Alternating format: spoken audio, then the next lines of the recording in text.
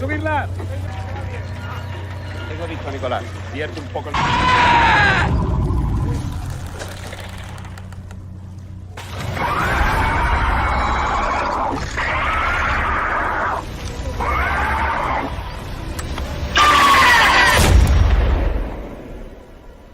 In London, Barclay is jolted awake by his vibrating phone.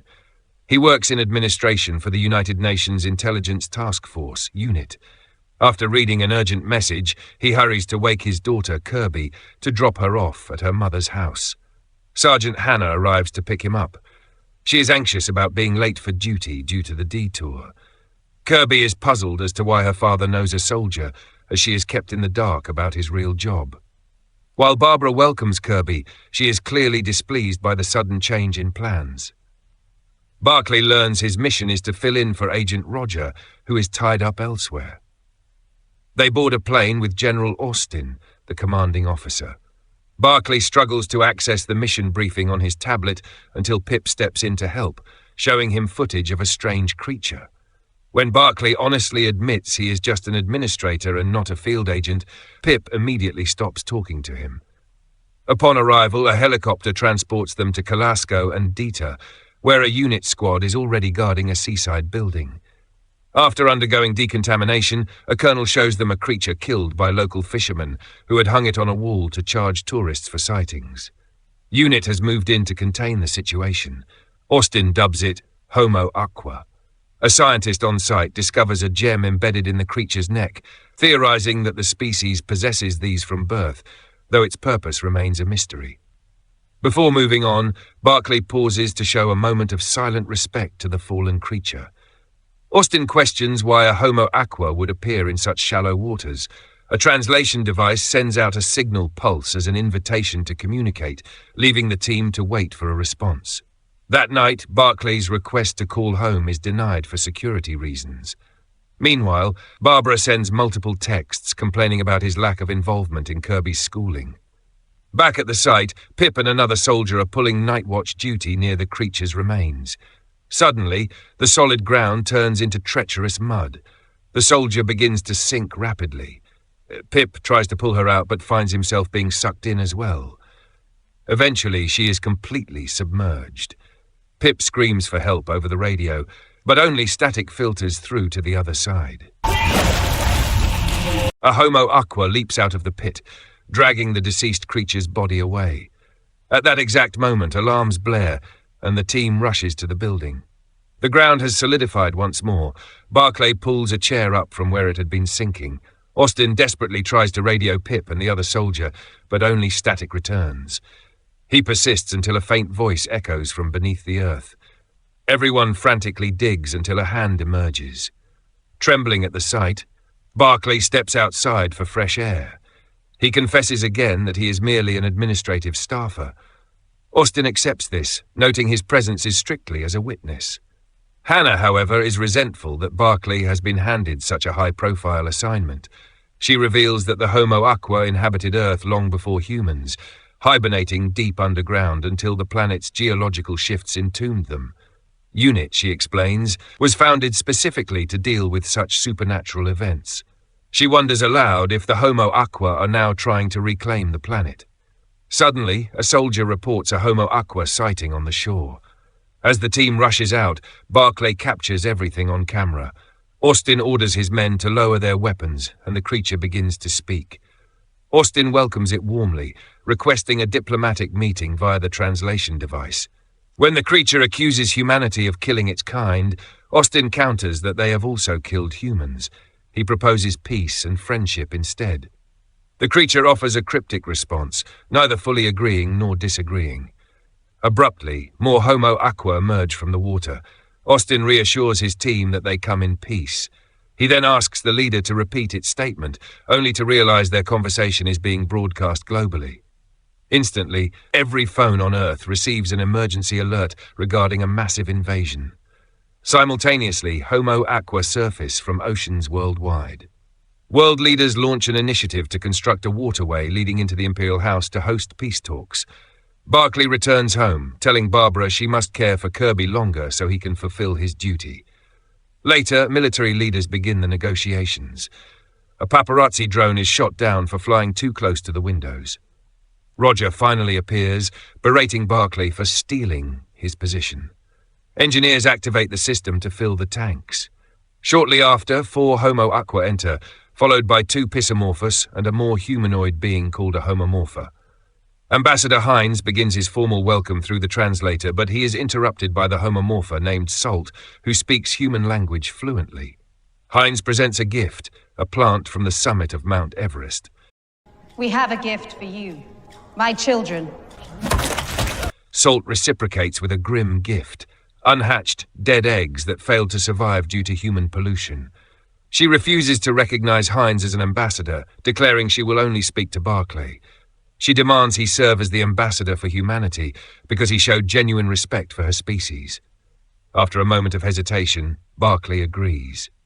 The meeting is recessed, and Barclay is taken to meet the unit commander. Kate interrogates him about any past contact with the Homo Aqua and scrutinizes his entire life and family.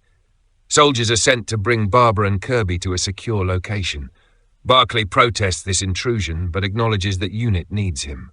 As Hines leaves the building, refusing to comment on his dismissal, the Prime Minister disagrees with the turn of events and demands Kate tell Salt that they do not accept her choice of ambassador. Kate returns to inform Salt that the committee insists she trust Hines. Salt, however, demands to speak only with Barclay. She wants him for his kindness, not his expertise. She wants him to speak from the heart rather than reciting the committee's scripted lines. Understanding that the fate of everyone is at stake, Barclay agrees. Salt accepts but threatens to terminate the negotiations if he is not present the following day. Later, Barclay is escorted to an armoured vehicle to meet Kate. He is momentarily startled by her sidearm, but she quickly clarifies she was only joking. Kate expresses her genuine desire for cooperation to build a better world for everyone. Barclay is then moved to a diplomatic hotel where he reunites with his family. They are stunned by his new role. Kirby thinks it is incredibly cool, but Barbara worries about her job and Kirby missing school. Meanwhile, Kate and her team analyze Salt's speech. They notice her constant use of the word we, leading them to wonder if the species shares a collective consciousness. At the laboratory, 2 scientists examine the dead eggs. They take several samples, and one scientist secretly steals a specimen. In exchange for citizenship, the scientist hands the stolen sample to Keith, only to be shocked that the deal does not include his mother. Keith meets with General Dominique and hands the specimen over to General Oscar. Oscar views the H2O initiative as a threat that must be neutralized. Keith's priority remains protecting his corporate interests. He knows that while Kate has influence over the Prime Minister, the PM will ultimately listen to him as his biggest donor. That night, Kate receives an alert that Barclay's identity has been leaked, resulting in a swarm of reporters outside his hotel. Kate's team investigates and quickly discovers that Dominique leaked the photo. To appease the press, Kate allows 50 journalists into the hall, strictly no live broadcasts, while Dominique is barred and escorted out. As the tanks are refilled, Salt returns with her guards. Barclay apologizes for what happened to the eggs, and Salt asks if he is a father. When he confirms he is, she accepts his apology. She then requests a glass of water taken directly from the river and refuses to proceed until it arrives. Soldiers rush to the river and return with a glass of murky brown water. Salt commands Barclay to drink it, prompting an immediate warning from Kate. Barclay tries to resume reading his prepared speech, but Salt interrupts him. She demands to hear his honest thoughts, not political cliches. Barclay removes his earpiece. He admits that society is foolish and the planet is on the brink of destruction. He confesses that humans repeat their daily routines, pretending that the crisis isn't their fault or problem. He notes that children see the truth, and he wants to start listening to them starting today. Salt is impressed by his authenticity, though Austin and Hannah remain unimpressed. However, the public cheers for Barclay, and his family feels immense pride. He reflects that he should have listened to children sooner. By speaking the truth that everyone knew but none dared to say, Barclay becomes a media sensation. The French government demands that Dominique be granted entry to the hall. Despite Kate having evidence of her betrayal, Dominique wields too much influence, and they are forced to admit her. Meanwhile, the research team investigates the mycelium network. They believe the gems are the primary means by which the Homo Aqua connect and communicate. Barclay views classified photographs showing what the Homo Aqua cities looked like before humans took over. Barclay reassures his family that everything will be fine as they are moved to a safe house. As a new session begins, Barclay informs Salt that the government promises a 50% reduction in pollution by 2065. Salt finds this timeline unacceptable. Barclay explains that gathering resources to solve such massive issues takes time, and 40 years is negligible compared to the millions of years they have existed. Infuriated, Salt begins listing every form of pollution that has ravaged her kind. Barclay offers a sincere apology. Salt believes him, but she knows world leaders do not share his heart. When Barclay tries to convince her that fixing the world is humanity's greatest wish, Salt decides to grant it instantly. The sky turns pitch black as thunder roars. A strange sound echoes as plastic waste begins falling from the sky in horrific quantities worldwide. Panic ensues as people scramble for cover. While leaders are being evacuated, Kate pleads with Salt to stop the onslaught. Barclay calls Barbara. Their driver tries to find an alternate route, but plastic waste blocks almost every street. Suddenly, a massive object crushes the engine, injuring the driver. Kirby escapes the car, narrowly dodging a rolling tire. Barbara told Barclay to find Kirby and then ran for her life. Barclay rushes out and saves Kirby just before a falling anchor crushes her. Barbara and the rest of the family eventually make it inside the Imperial House. Austin views this disaster as a formal declaration of war. Governments everywhere announce that the streets are no longer safe, ordering citizens to remain indoors. As the rain of plastic ceases, the ocean returns what belongs to the land. The wreck of the Titanic and mountains of marine debris are dumped back onto the shore. The damage runs into the hundreds of billions. Despite this, the government confidently claims they are ready for repairs. A former political leader declares this a call to arms, urging humanity to unite against the Homo Aqua. In the next meeting, Barclay argues that they approached with goodwill, but Salt's actions have jeopardized the diplomatic process. Salt firmly asserts that the war began long ago, started by humans, and she is simply returning what belongs to them. Barclay admits that the Homo Aqua are more intelligent than humans and that he understands their concerns. He warns, however, that when humans are consumed by fear, they are capable of doing terrible things. Barclay states that the United Nations requests a peace treaty for the duration of these negotiations. Salt agrees, but under 3 conditions. First, the pollution of oceans and waterways must cease immediately. Second, official borders must be established for all oceans and waterways. Humans will be forbidden from traveling by ship, and aircraft will be banned as the airspace above the sea is considered part of the ocean territory. World leaders immediately protest as the modern world depends on imports, including vital food supplies. However, Salt refuses to listen, shouting them into silence. Barclay apologizes to Salt and orders the committee members to sit down and shut their mouths. Barclay explains that people are afraid and do not understand, insisting they meant no offense. Salt then reveals the 3rd condition. The next meeting must be held underwater at a designated location in the middle of the ocean. Descending into their domain, she argues, would prove a commitment to peace and equality. The location is the Romanche Trench, one of the deepest oceanic trenches on the planet, plunging 5 miles below the surface. Submarines have been crushed at less than half that depth. Despite Kate's silent warnings not to answer, Barclay accepts all of Salt's demands. Barclay and his team are sent to Blackport for rigorous physical training before venturing into the deep. This will be the first time humans have ever dived to such depths, using a one-of-a-kind submersible designed specifically for this mission. The gravity of the situation weighs heavily on Barclay. Barbara begs him not to go, fearing the extreme risks. Before boarding, Barclay is required to update his will and sign legal indemnity forms. Kirby and Barbara are distraught, and Kirby is further stressed by the mounting pressure from social media. Nevertheless, Barclay chooses to stay the course. He knows he must push through, despite his paralyzing fear of death. The day finally arrives, a helicopter transports them to the sea as the team exchanges anxious words of encouragement. They wonder what is inside old Ted's box. It turns out to be a gift, a globe to present to the Homo Aqua upon arrival. The helicopter lands and the heroes prepare to board the vessel that might save the world. The hatch is sealed tight with long bolts. Only 7 minutes into the descent, the Indian crew member begins to panic. The ship creaks ominously as it slowly sinks into the deep absolute darkness of the ocean. Ted's fear escalates and he cries out when he notices condensation on his suit. As they sink deeper, the tension inside the tiny cabin becomes suffocating. General Oscar reports that a supersonic weapon is being deployed, specifically recalibrated for underwater use. Kate strongly disagrees, citing the ceasefire agreement meant to prevent further violence.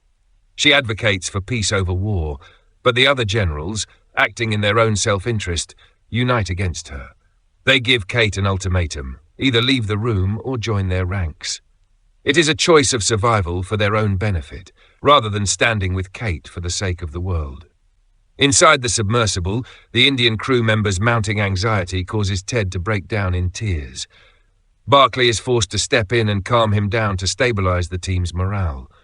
The disaster created by the Homo Aqua as they returned waste to the mainland has inadvertently struck the interests of powerful politicians, leaving them incensed.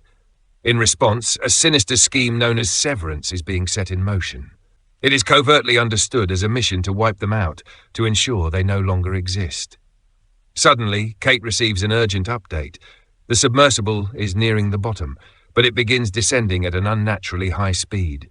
Worst of all, communication with the mothership is severed. The vessel hits the bottom with a violent thud, and all interior lights fail.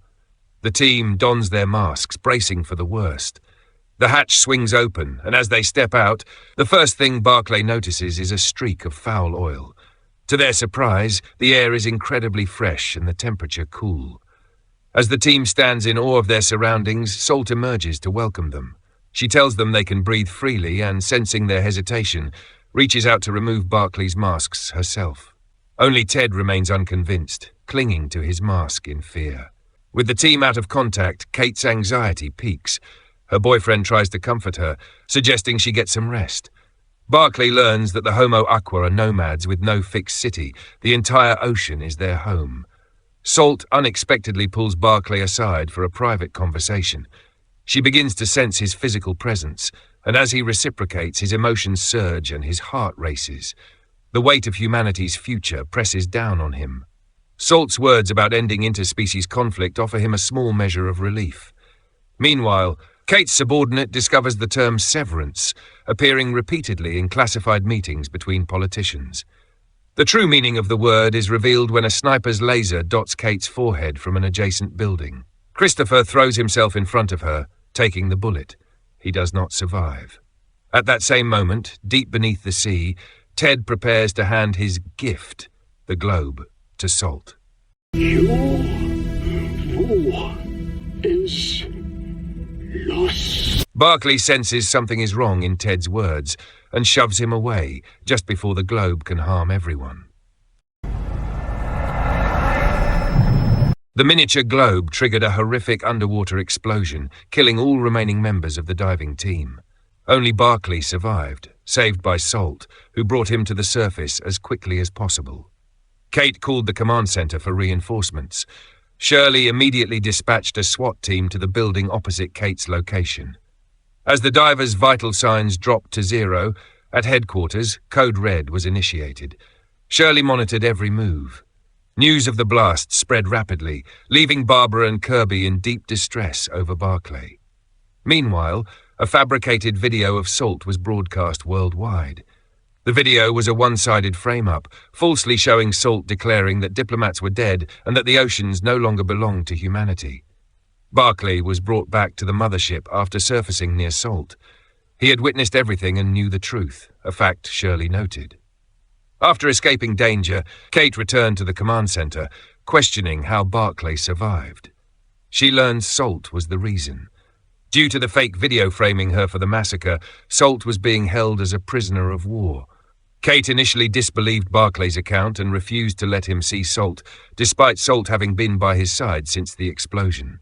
Shirley identified the assassin as Maklos Konstantinos, a mercenary, though his employer remained unknown.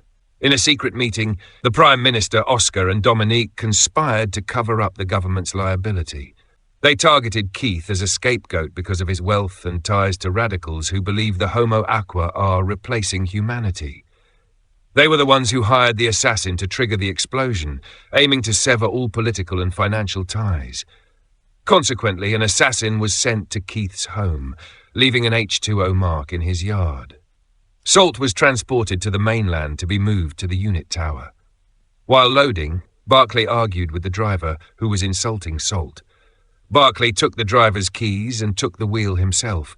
Ignoring his colleagues' attempts to stop him, he reversed toward the riverbank and plunged into the water, disappearing with Salt. Now the sole survivor of the H2O diplomatic group, Barclay was branded a traitor by the media. Kate's rest was interrupted by an emergency. 8 Homo Aquas were moving rapidly through the gates. She stepped up as the ambassador.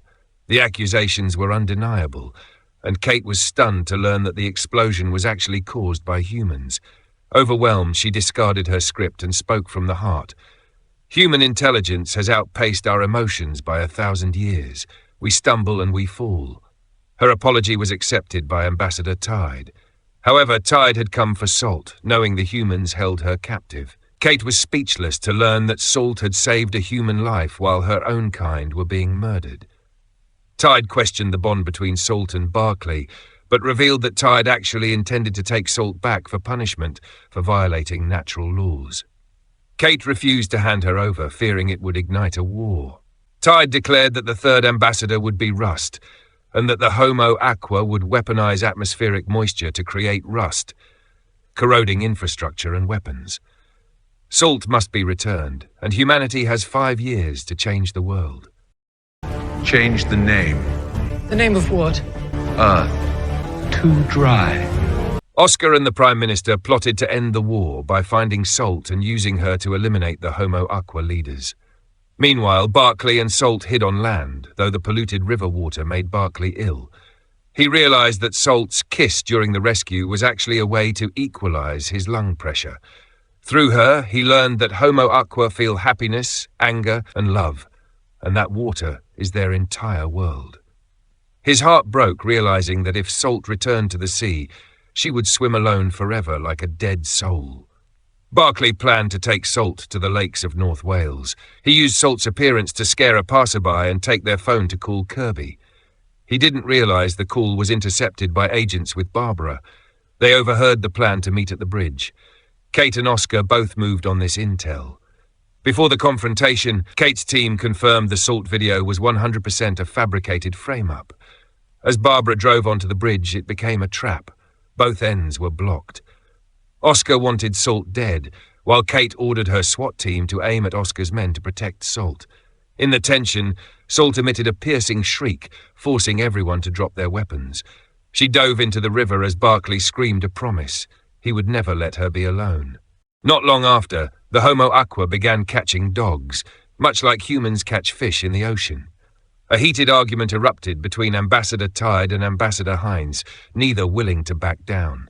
Kate, suffering from severe psychological trauma and haunted by visions of her late lover, was forced by her therapist to step away from work. Desperate to bury her grief and continue her mission, she pleaded for a double dose of her medication.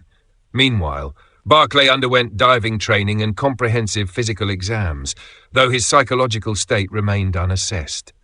He was kept under constant surveillance, escorted everywhere by agents, with cameras monitoring his every move inside his hotel room. He had to use a device to test his food before eating. Unsure of how long this protection would last, perhaps forever, he felt like a prisoner.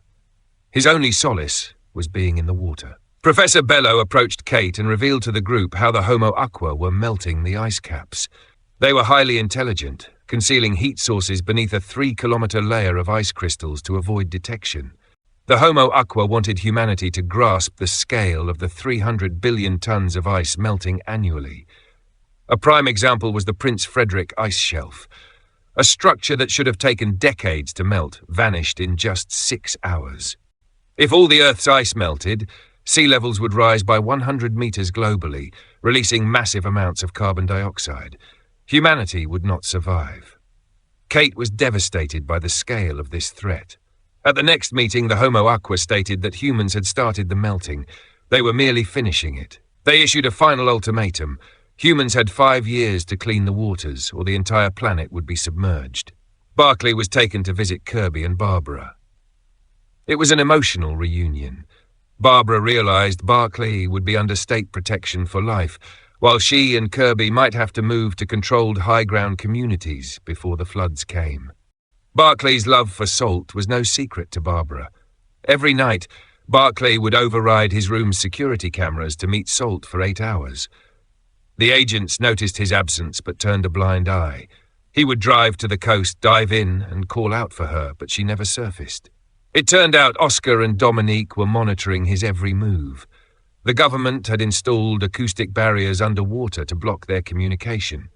However, Oscar and Dominique eventually decided to remove the barriers, hoping Salt would surface so they could assassinate her. Kate confronted Prime Minister Harry about the term severance, which had surfaced in intercepted communications between him, Sir Keith, and even Oscar and Dominique. It was clear that the conspiracy involved not just the political elite, but also the tactical leaders behind the scenes. Prime Minister Harry remained tight-lipped, refusing to utter a word. Kate offered him a potential way out if he cooperated, but Harry maintained his silence. Infuriated by his defiance, Kate assured him that she was prepared to sit back and watch the conflict rage on indefinitely, at least until his term ended and she took over his position.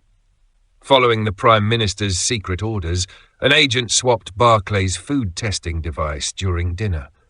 The compromised device detected nothing, and after drinking some water, Barclay collapsed. The agent looped the security footage and entered the room with a team in hazmat suits. They injected an unknown substance into Barclay's abdomen, planted his fingerprints on a glass, and then used a spray to wake him before retreating.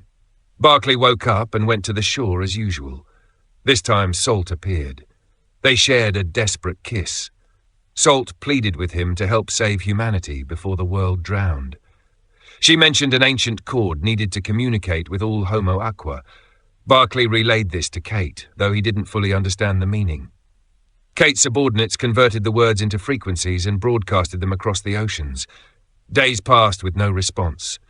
The oceans seemed dead. Soon, Spanish coastal guards discovered numerous Homo Aqua corpses. Similar sightings followed worldwide. Kate learned the truth from a classified lab. A man-made virus had been released. It attacked the Homo Aqua, causing their scales to fall off and their gills to block, effectively drowning them. The virus was programmed to self-destruct after the massacre. Kate finally understood the meaning of severance. Hannah summoned Barclay to a final meeting where Salt would be present as an ambassador.